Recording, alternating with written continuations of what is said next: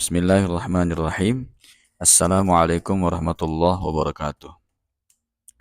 Apa kabar teman-teman sekalian? Semoga teman-teman sekalian senantiasa dalam lindungan Allah Subhanahu wa taala. Alhamdulillah wassalatu wassalamu ala Rasulillah. Subhanaka la ilma lana illa ma 'allamtana innaka antal alimul hakim. Fallahumma inna nas'aluka ilman nafi'ah wa rizqan thayyiba wa amalan mutaqabbala. Allahumma salli wa sallim wa barik wa an'im ala nabiyina Muhammad sallallahu alaihi wasallam. Teman-teman sekalian yang dimuliakan oleh Allah Subhanahu wa taala, satu hal kegiatan yang menjadi sebuah kegiatan prioritas bagi setiap manusia, apapun suku, bangsa, agamanya, yang membuat dia semakin semangat untuk menjalani hidup adalah jalan-jalan. Nah, saya akan mengajak teman-teman untuk jalan-jalan, tapi bukan jalan-jalan biasa, jalan-jalan yang healing gak jelas.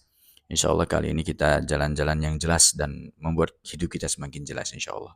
Itu jalan-jalan hidayah. Nah, jalan-jalan hidayah, langkah pertama kita adalah kita hanya sebatas apa yang kita mau.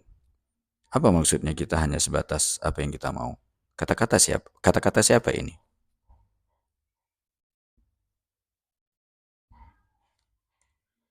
Teman-teman yang dimuliakan oleh Allah Subhanahu wa taala.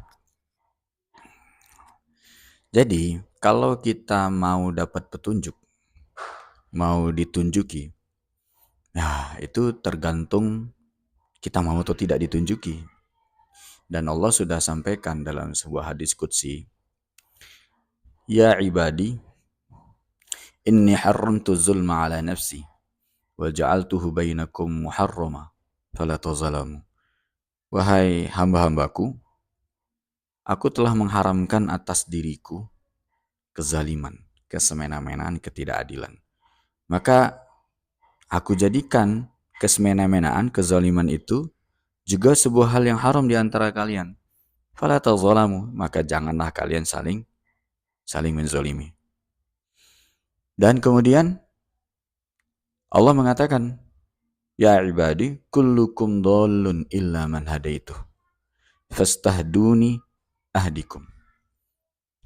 Wahai hambaku, aslinya setiap kalian itu dalam keadaan tersesat.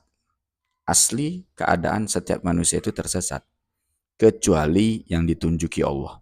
Jadi orang-orang yang berpetunjuk, baik nabi, ataupun wali, ataupun ya insya Allah ustadz-ustadz, kiai-kiai, yang alhamdulillah hidupnya benar-benar berakhlak karena Allah, itu semua karena ditunjuki Allah, bukan karena dirinya yang hebat.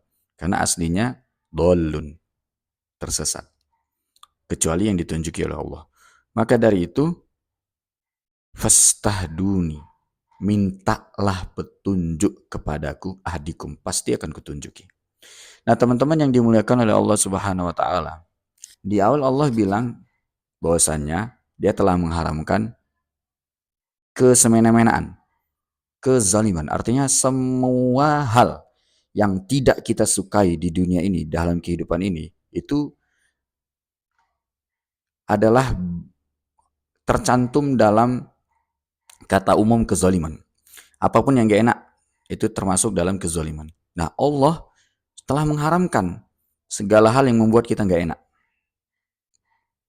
Baik pada dirinya, karena dia sudah haramkan pada dirinya, dan diharamkan pada kita semua. Dan hebatnya lagi, Allah yang maha hebat ini, dia memang menunjukkan bahwasannya kenapa dia haramkan atas dirinya.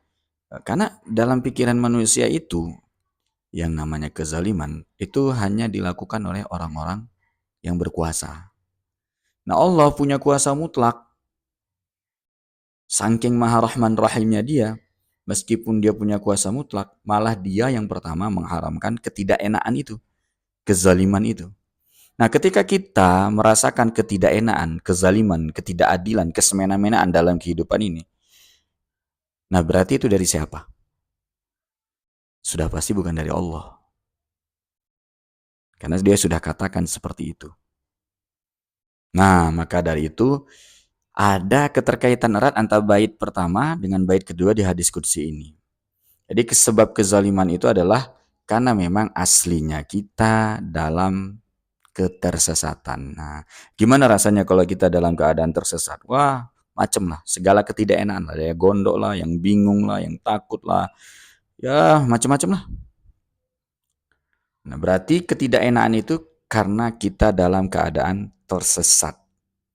Nah, dalam keadaan tersesat itu kenapa kita nggak enak? Karena nggak tahu yang betul, yang benar itu jalan mana, maka kita tersesat. Solusinya adalah mintalah petunjuk dari Allah, jangan dari uang, jangan dari guru, jangan dari siapa-siapa, dari Allah. Fastahduni. Nah, maka dari itu jalan-jalan petunjuk yang pertama itu kalau memang mau ditunjuki, minta ditunjuki oleh Allah. Biar kita nggak tersesat dalam menjalani kehidupan ini. Karena aslinya semua kita itu adalah orang-orang yang dalam keadaan tersesat.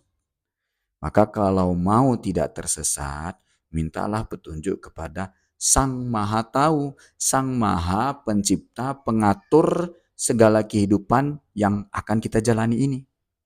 Bahkan yang sedang kita jalani, bahkan yang telah kita jalani ini. Mintalah petunjuk sama dia. Nah, begitu teman-teman yang dimuliakan oleh Allah. Satu kata kunci pada kesempatan jalan-jalan petunjuk kali ini, jalan-jalan kita kali ini adalah ternyata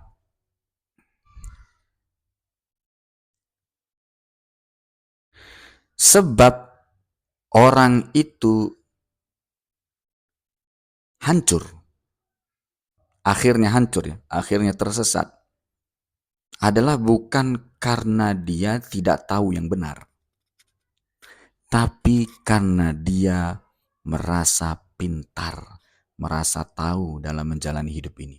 Padahal aslinya dia adalah seorang yang bodoh, yang tidak tahu mana jalan yang benar. Maka dari itu teman-teman jangan merasa pintar dalam menjalani hidup, apapun status kita, seperti apapun panggilan orang kepada kita, aslinya kita dalam setiap keadaan adalah sosok orang yang tersesat. Nah, yang tahu jalan yang benar cuma Allah, maka mintalah petunjuk pada Allah. Demikian teman-teman jalan-jalan kita kali ini. Nanti kita lanjut lagi jalan-jalannya, kita istirahat dulu, kita ngopi-ngopi dulu, kita minum-minum dulu, dan semoga kita terus ditunjuki kepada jalan-jalan yang semakin benar, semakin lurus oleh Allah Subhanahu wa taala. Amin ya rabbal alamin. Wallahu a'lam. Wassalamualaikum warahmatullahi wabarakatuh.